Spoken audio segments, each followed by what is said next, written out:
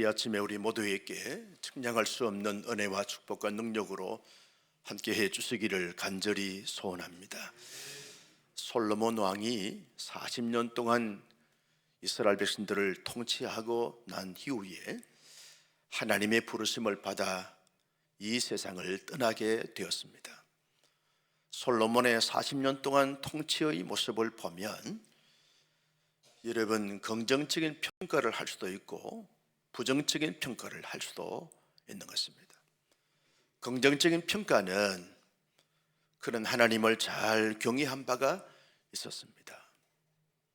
그리고 하나님께로부터 지혜를 받아 전무후무한 지혜의 왕이었고 지혜로운 통치수를 발휘했던 왕이었습니다. 그는 특별히 다윗이 꿈에도 그리워했고 소원했던 하나님의 성전을 건축하는, 그리고 거룩한 사역을 감당했던 그런 왕이었습니다. 하나님께서 그에게 복을 주셔서 부귀영화를 그 어떤 왕보다도, 그 어떤 왕조보다도 찬란하게 누렸던 그런 왕이었습니다. 이스라엘 백성들에게 최고의 문화의 꽃을 피우면서 많은 건축을 하게 됐고, 그리고 금은보화를 많이 소장하는 이런 놀라운 축복을 받은 왕이 솔로몬 왕입니다. 이것이 솔로몬 왕의 긍정적인 평가입니다. 반면에 솔로몬 왕은 부정적인 평가를 우리가 가질 수 있습니다. 그것은 하나님 대신에 우상을 숭배하는 우상 숭배의 앞잡이 왕이 되었습니다. 그리고 솔로몬 왕은 하나님께서 주신 그 지혜와 부귀영화를 가지고 남용하게 되고 가시하게 되는 교만하고 거만한 왕이 되어졌습니다. 부정하고 음란한 왕이 되었습니다. 솔로몬 왕은 백성들에게 많은 고역을 통해서, 노동을 통해서 착취하고 착복하는 그런 선치 못한 왕이 되어졌습니다. 영도삼이란 말이 있듯이 영적으로 처음에는 너무나 좋게 시작했는데 갈수록 망가지고 무너지고 흩어진 그런 패역한 왕이 되어버리고 말았습니다. 솔로몬 왕이 하나님의 부름을 받기 전에 하나님 앞에 회개하고 돌아오고 돌이키는 그런 모습이 있었습니다. 전도서 12장 말씀을 보게 되면 사람의 결국은 두 가지를 해야 된다 그러면서 하나님을 경외하고 그 도를 행하는 것이다. 이것이 사람의 본분이고 사람의 결국이다. 그렇게 말을 했습니다. 다 가져보고 다 누려보고 다 할 것 다 해봤지만 결국은 인생에는 두 가지 그것만 남는다. 하나는 하나님을 경외하고 그리고 하나님의 도를 따라 살아가는 거다. 이것은 솔로몬이 자기의 인생을 돌이키면서 남겨놓은 어떤 유지였던 것이고, 아마도 자기 아들들에게 말했을 것입니다. 너희들이 이제 나 없는 세상에 살 때 나처럼 살면 안 돼. 나처럼 살면 안 되는 거야. 정말 하나님을 잘 경외하고 하나님의 도를 따라 살아가는 삶을 살아가야 돼. 이것이 인생의 본분이고 인생의 진정한 가치다 하는 것을 남기고 하나님의 부름을 받았습니다. 하나님의 은혜로 솔로몬의 아들인 르호보암이 이스라엘 왕의 네 번째 왕이 되어졌습니다. 여러분, 르호보암이 왕이 될 수 있었던 것은 그가 잘나서 유능해서 그리고 뛰어남이 있고 탁월함이 있어서 왕이 된 것이 아닙니다. 하나님의 전적인 은혜로 왕이 되었습니다. 르호보암이 왕이 된 것은 아버지의 어떤 언덕이었습니다. 아버지로 말미암아 자기가 그 아들의 반열에 서기 때문에 이스라엘의 네 번째 왕이 되어졌습니다. 그리고 백성들의 기대와 백성들의 선함으로 말미암아 왕이 되어졌습니다. 만약 백성들이 반란을 일으켜서 저 르호보암은 왕이 될 수 없습니다, 우리의 왕으로 맞이할 수 없습니다, 맞이하지 않겠습니다 라고 백성들이 반란을 일으키거나 거부하거나 거역하게 되면 르호보암이 왕이 될 수 없는 거죠. 그러면 르호보암이 하나님의 전적인 은혜로 아버지의 언덕으로 백성들의 기대와 선함으로 말미암아 왕이 됐다고 하면 어떠한 모습을 가져야 합니까? 하나님 앞에 늘 감사하면서 아버지 솔로몬이 자기에게 당부했던 것처럼 하나님을 잘 경외하고 하나님의 진리의 말씀의 도를 따라서 살아갈 사람이 르호보암 왕 아닙니까? 아무리 그가 통치하면서 힘들고 어렵고 고통스럽고 수없는 장애물을 만나다 할지라도 온 마음과 온 정성을 다하여 온 심혈을 기울여 하나님을 경외하고 수없는 유혹과 미혹이 있다 할지라도 하나님의 진리의 말씀을 따라서 살아갈 왕이 르호보암 왕이 되어져야 하는 것입니다. 뿐만 아니라 르호보암 왕은 아버지의 유지를 잘 받들어서 어떻게 하면 아버지의 긍정적인 평가와 부정적인 평가를 함께 내리면서 아버지가 못다 이룬, 아버지가 정말 잘못된 그런 모습들을 오히려 그는 좀 더 선함으로 거룩함으로 온전함으로 그렇게 통치해 가면서 아버지의 그 어둠을 몰아내고 아버지의 밝음을 드러내면서 그러면서 자랑스러운 왕이 되어져야 했던 것입니다. 그리고 르호보암 왕은 백성들에게 할 수 있으면 선을 베풀고 덕을 베풀면서 백성들이 솔로몬 왕 때 우리가 이렇게 힘들고 어려웠는데 솔로몬의 아들 르호보암이 왕이 되니까 이렇게 좋을 수 없다, 이렇게 행복할 수 없다, 백성들이 참된 평강과 자유와 기쁨을 누리고 행복을 누리면서 자랑스러운 그러한 백성들이 되고 왕이 되어져야 할 것입니다. 그런데 여러분, 우리가 잘 알듯이 르호보암 왕이 어떻게 했습니까? 르호보암 왕이 왕의 자리에 이르게 됐을 때 저 애굽으로 피신했다가 다시 돌아온 여로보암과 백성들이 르호보암 왕에게 찾아옵니다.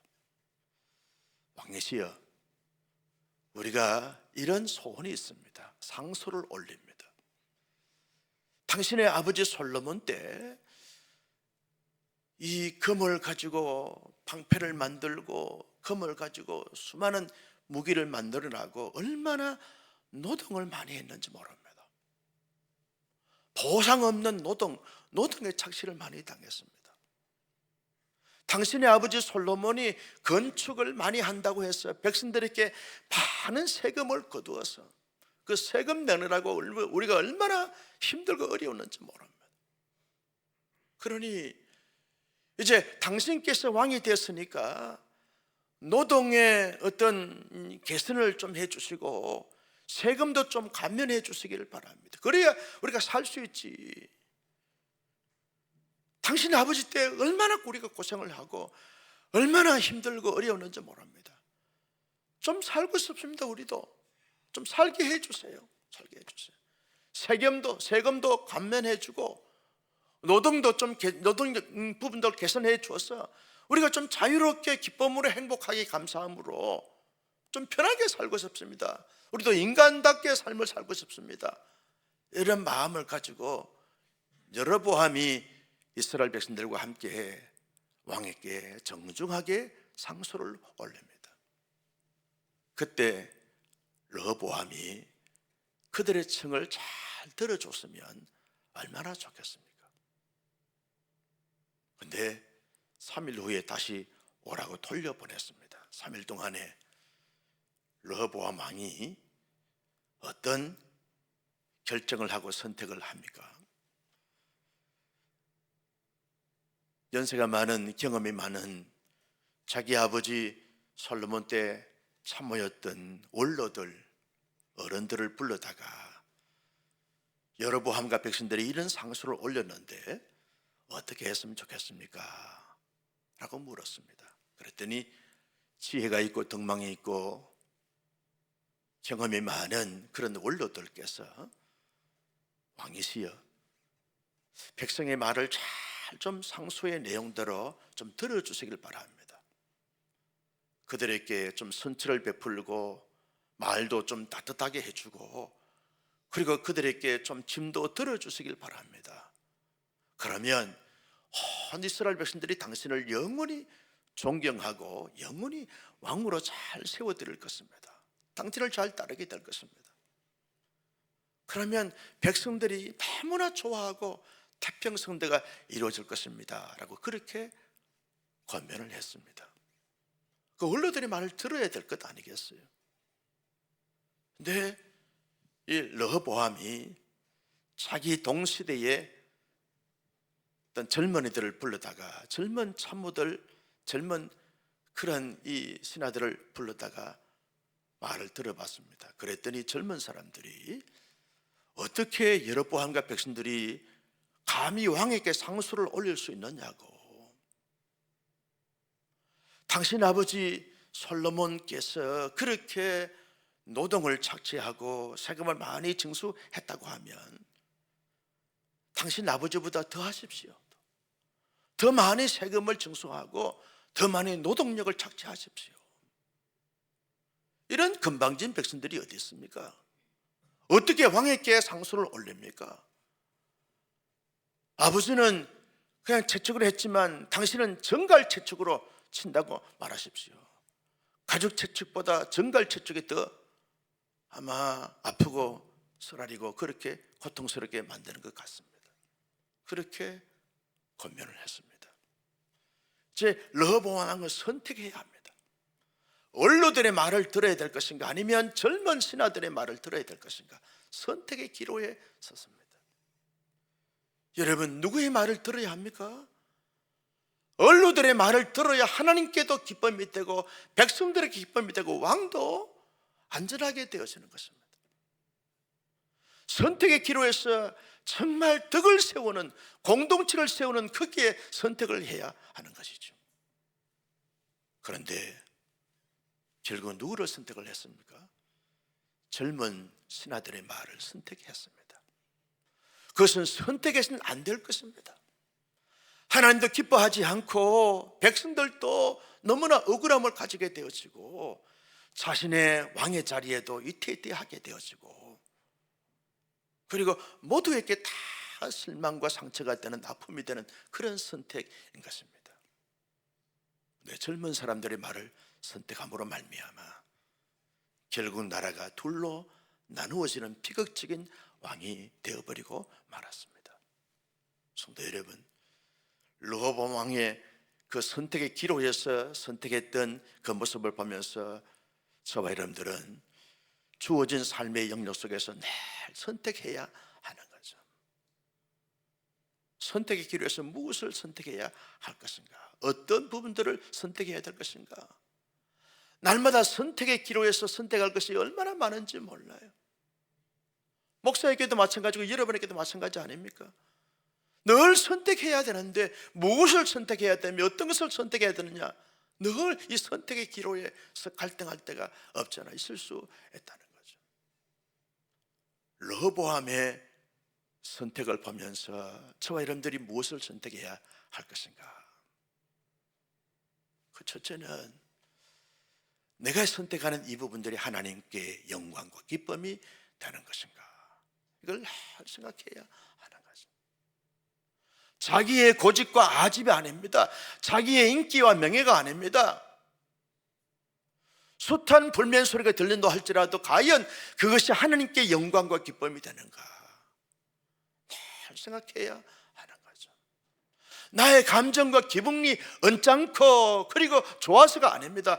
과연 그 선택이, 그 일이, 그 길이 하나님께 정말 우리를 사랑하시고 우리에 대한 수없는 기대를 갖고 있는 하나님께 영광과 기쁨이 되는 것인가 늘 묵상하면서